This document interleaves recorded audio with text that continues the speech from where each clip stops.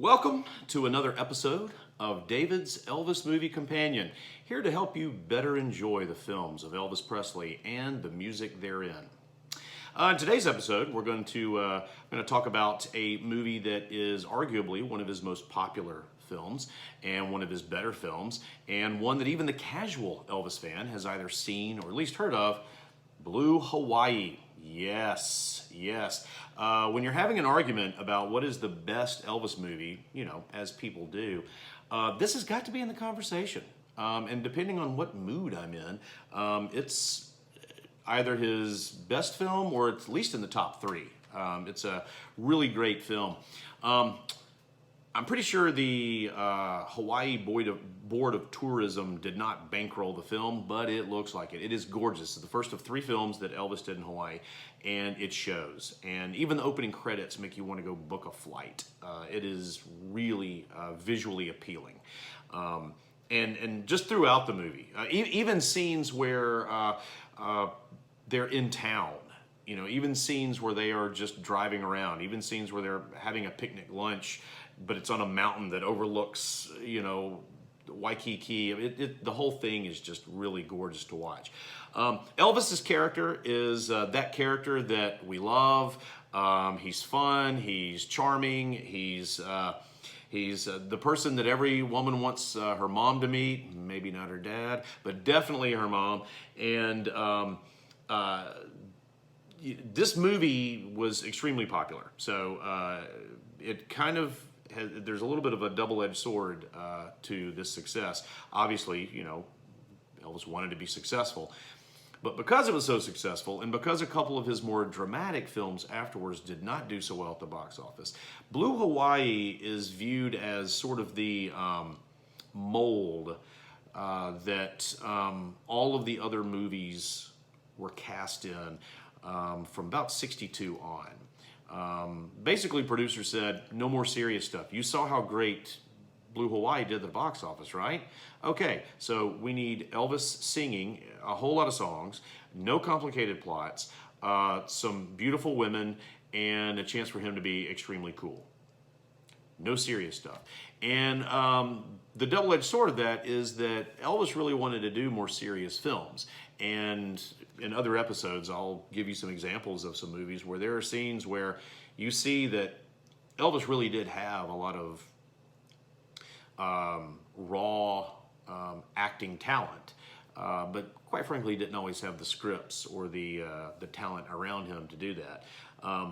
In this movie, he doesn't need much. Again, it's a lot of fun to watch. It's a great movie, by Elvis standards. But even if you're not a huge Elvis fan, it's a fun movie. Couple of familiar faces. Joan Blackman plays Miley, Chad's love interest. That's Elvis's character. And she shows up again as his love interest in Kid Galahad. Rumor has it that they had a bit of a relationship during the filming of Blue Hawaii. And when Elvis wanted to kind of take it to, the next level, she rejected him. That's right. She rejected Elvis. But I guess no hard feelings because, like I said, they were co-stars, again, and romantic interest in another film. So I guess if there were hard feelings, that would have been tough to pull off. I mean, Elvis is pretty good, but he's not that good.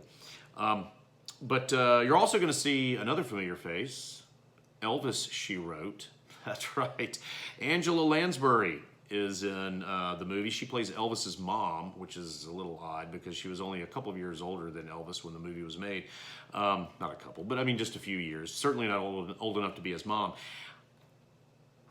I gotta tell you, if I'm Angela Lansbury and was nominated for an Academy Award prior to this film, I would not call my role as Chad's mom the high water mark. The part was written to be very ditzy and directed the same way, and something that truly offends real Southerners is the awful fake Hollywood Southern accent, and Angela lays it on thick in this one. It's difficult to listen to. In any event, it's not like she's the star of the film, but she is in it, and that's kind of interesting. Overall, though, really good movie.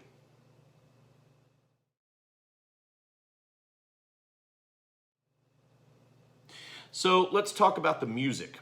Okay, so I've got the soundtrack here, and I've got the soundtrack that has the bonus tracks on it, which I highly recommend. What a lot of people don't know, this album right here, during Elvis's lifetime, this right here, sold more copies than any other album that he released during his lifetime. The Blue Hawaii soundtrack. And it was bolstered mostly by Can't Help Falling in Love. And this film launched that song. There's some other soundtracks where there may be a song on it that was extremely popular, but the song was popular before the movie happened, and they just kind of slid that song in there. Not so with Can't Help Falling in Love. This movie launched that song, and obviously it's one of his biggest hits. And when he returned to the stage in the 70s, that usually closed out a lot of his shows, especially a lot of his Vegas shows. He would end it with Can't Help Falling in Love. But that's not the only tune on here that's great. Rockahula. So if you're wanting to put some songs on your Elvis movie music playlist, Can't Help Falling in Love, obviously. Rockahula is worth putting on there. It charted modestly in the United States, but it actually charted really well internationally and was a big hit. And during the film, when he's doing that song, that's where you find what I refer to as the Elvis moment, and that's when his character is actually performing on a stage. And at that point, he's not really the character anymore. He's Elvis, and he's performing. And you see all the hip shaking and everything, and that's kind of what you're really there to see. And so that song's good. Kupuipu is another kind of deep track, really pretty song. Moonlight Swim, Hawaiian Sunset, some really good songs on here.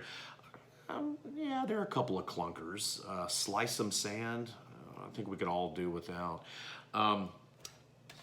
Would be just fine if you bought the soundtrack. Here's another thing about buying the soundtrack with bonus songs, is that there's the movie version and the single version of Can't Help Falling in Love. And in the film, Chad, Elvis's character, is giving Miley's grandmother a birthday present, and it's a music box. And when he opens the music box, a music box version of Can't Help Falling in Love plays, and Elvis sings along to it. Now, when you hear the song on the radio, it's not that version, it's the single version, but on the old soundtrack with the bonus tracks, you get both of them. There are also a lot of alternate cuts from other songs from the movie, so it's worth getting. I'd say the soundtrack is worth getting if you're a really hardcore Elvis fan. But I just gave you about 3 or 4 songs. If you're just Elvis fan, you like his music, to put on your movie playlist. Let's all agree, there are plenty of Elvis movie songs that you don't want to download or add to a playlist, which is why you have me. That's right, to tell you which ones to go ahead and put on that list. Overall, so on our Elvis movie rating scale, we give this an A, and that's because it's got everything. A better than average script, better than average acting, some great songs, and Elvis is in his prime. So, if you have not seen Blue Hawaii, I highly recommend going to see it. It's a fun time watching a movie. So, thanks a lot for watching, and enjoy the film.